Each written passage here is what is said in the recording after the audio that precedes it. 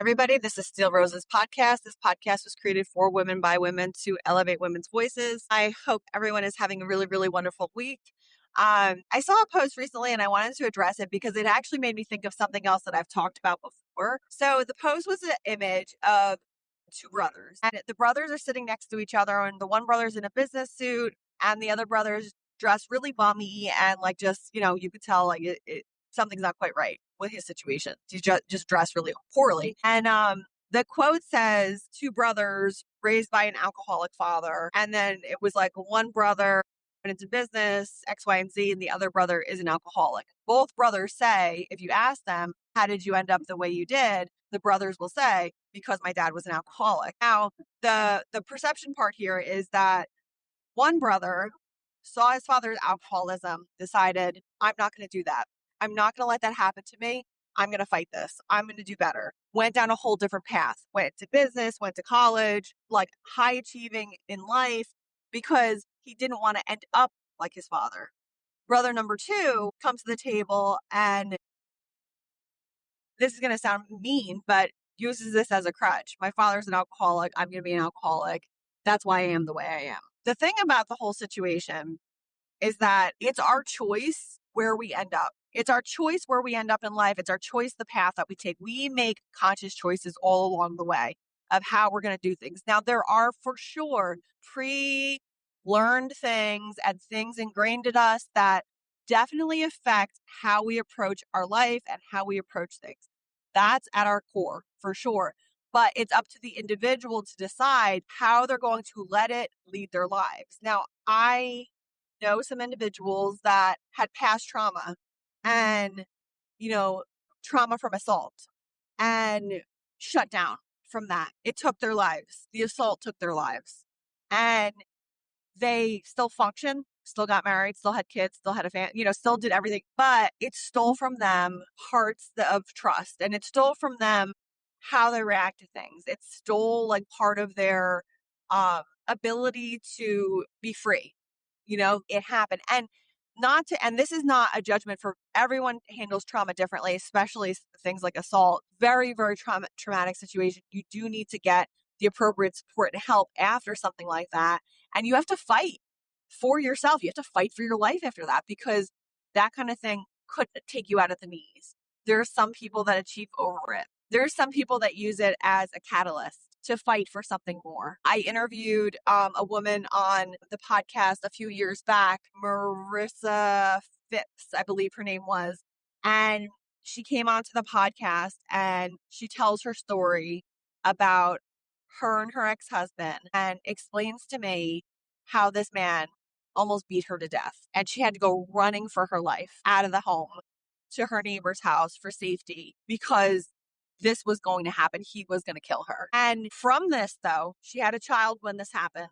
From this, she survived. She thrived. She got married again. She found the will to trust and got married. And then she founded an organization to help support women in those kinds of situations. And to see somebody taking a trauma and turning it into something else to help others is the most beautiful gift. And it almost leads you to say, had this not happened to you, you would not have been able to touch so many other lives. There's another woman that I interviewed many years ago that's a relative of mine. Carrie is her name. And same situation.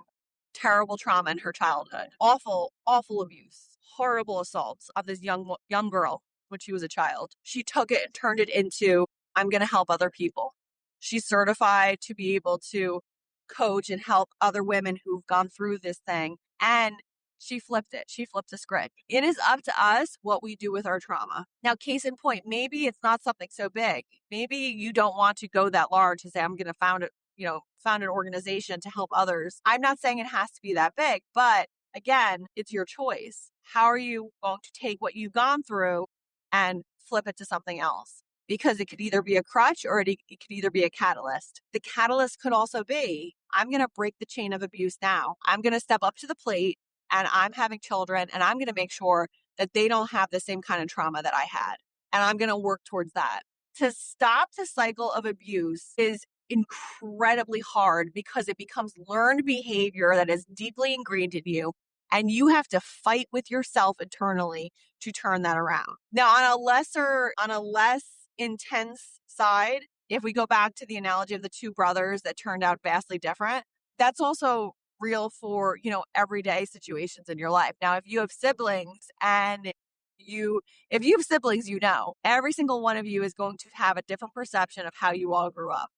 And each of you is going to go in your own path. Now, it's very interesting, and I often reflect on myself and my brothers and how we all turned out. Now, we started as traditional family unit. My dad and mom separated when I was 14, roughly 14. Yeah, about 14 years old, they separated. That had a massive effect on me. That really, and it's very interesting because their separation is, and me observing that firsthand and observing how my mother turned from it, that whole situation is what the catalyst was for me for driving myself so hard for my professional career. And it's crazy to say that, but that's like the reality of it. And I reflected on this quite a bit. The reason I was so dead set on making sure I had a profession to back me up and that I could stand on my own 2 feet was because I watched my parents. And my mother went into the marriage very trusting, because that is who she is. And she went into the marriage very much wanting to be a stay-at-home mom. That's what she wanted. And my dad allowed for that because he provided.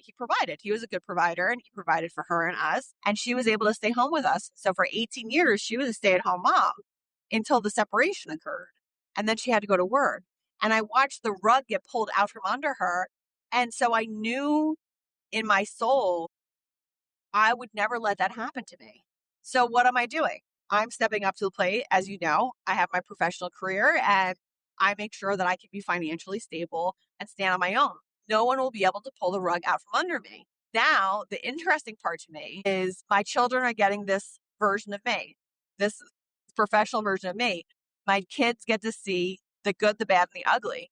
They see when I've achieved and they celebrate with me, but they also see when I have those really bad days. And I wonder to myself, how is this defining their future? How is what they're seeing from me defining themselves? They've come to me many times and said, I wish you were like the other moms. I wish you could volunteer at school. Why can't you come and volunteer for the school functions? There have been times that I was late to school functions and just missed my kid, walking across the field or whatever it is for, little, like they do like little functions at school. There's times where I've just missed it and it's killed me inside and it's killed my kids. And so I wonder to myself, are they going to grow up and say, for my son, I don't want to have a wife that works. I want her to be a stay-at-home mom. It's like, well, then you're going to take the burden of being the breadwinner. I have 2 daughters. I ask them all the time. We always talk about, well, what do you want to do when you grow up? What do you want to be? And, we always talk with them about it. And to be honest with you, and I'm not offended by this, neither of them say, I want to be like mommy. You know what they do say, though?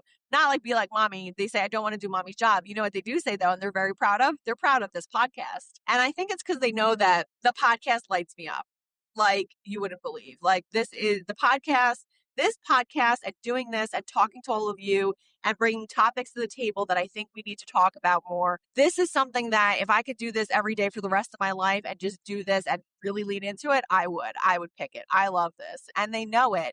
And when Mother's Day came around this year, they were writing their little things about, what's cool about mommy and what do we love about mommy. My podcast was in there. So it's interesting that they've honed in on that. Again, though, when we talk about like, oh, what do you want to be? No one says, oh, we want to we want to be in business like mommy. We want to do marketing. And I tell them like, there's so much more you could do. There's so many more things. I needed to do this because of my triggers, right? I don't want them growing up thinking I have to do this because I need to be able to defend and I need to be able to, yes, all those things are important and I want them to be able to stand on their own, but I want them to do it for positive, good reasons, not so much a trauma reaction, right? Now, circle back to like the differences between me and my brothers or myself and my brothers. My older brother, he told me from when we were young, he didn't really want to be a career guy. He wanted to just have a job and be able to go home. Like he was not into it. And that's what he ended up doing. He is not a career guy. He's not a profession guy. He has a job, clocks in, clocks out, goes home. That's what he does. He's not like, I'm driving my profession. My younger brother, a little bit closer to me, definitely driving towards a profession. But I think there's a little difference there in like the dedication that I had and the drive that I had the reasons for my driven success completely different than others because of the factor of me wanting to make sure I didn't end up in the same situation as my mom. Now, one more thing before I let you guys go, and this is the part that people don't necessarily like to hear, and I want to give some truth, and I'd like to say this, is that there's a lot of folks out there that will stand here today in their 30s, in their 40s, in their 50s and say, excuse me, in their 60s and their 70s as well, and say, well, I don't do this because when I was little, this happened to me. Well, I'm a mess now because when I was a kid, my mom wasn't around. I'm a mess now because when I was a kid, my dad left. Yes, these are traumatic things. But when you get to a certain point in your life, the switch flips and it no longer becomes an issue of, oh, this happened to you when you were young. And so now this is how you are. Because now you have all the tools available to you to be able to course correct and achieve the life of your dreams. It's there. You just have to reach out for it. You have to put the work in for it. And I don't think that it's acceptable to just continue to make excuses based on past history. Now, again, yes, there's absolutely exceptions. And I'm making a blanket statement here because there's a lot of young adults today that are growing up in this age of, I'm going to sound like a real jerk, but they're growing up in this age of all your feelings and feel all the feelings and do, lean into that, lean into the emotions. Yes, like I'm all for it. Like definitely feel the feelings. But then at some point you have to be an adult and come out of it and say, and now I'm on to my next phase. What happened to me and what I didn't like, I'm in charge of my life. I own my life. And I'm going to make sure that from this point forward, I'm doing everything I can to make sure that that doesn't happen to me or this doesn't happen again. You have a choice and you have to make the choice for yourself for what works for you, but you do have a choice. And it is not fair to you to continue to make excuses because at the end of the day, when you lay your head down, you're going to have regret. It's going to be there. So I encourage you to really try to take the bull by the horns, look at what you don't like, accept the fact that yes, you had trauma, acknowledge the trauma, honor the trauma, but then move on from there. This is your life. We only have one shot at this. And you don't want to get to 60, 70, 80 years old and look back and say, I didn't achieve what I wanted. I didn't live the life that I wanted. You want to be proud to be able to stand tall. I hope that you found this episode informative. Hope again, you're all having a really, really wonderful week. Thank you again to all of the new subscribers. It's been very, very exciting. And I just am very grateful for all of you. So until the next episode, thank you so much for being with me and I will catch you later. Take care.